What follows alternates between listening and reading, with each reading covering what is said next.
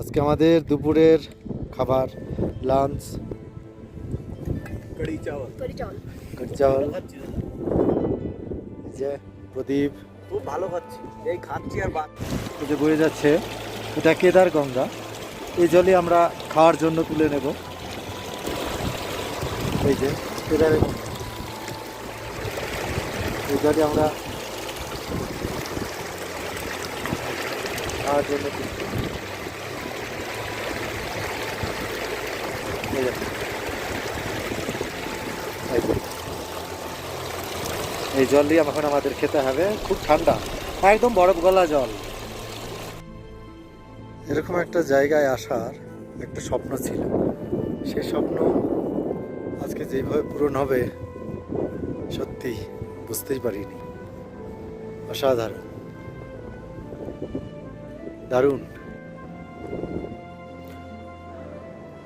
এত সুন্দর জায়গা।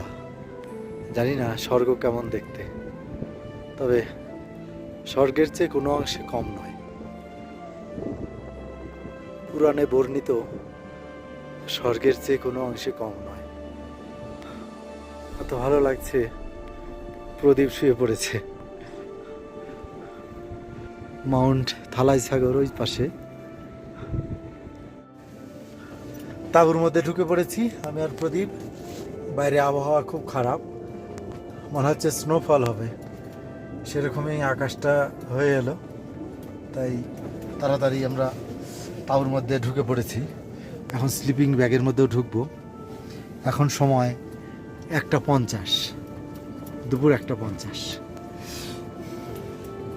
বাইরে প্রচণ্ড ঠান্ডা হাওয়া, একদম তুষার ভক্ষক হাওয়া যাকে বলে।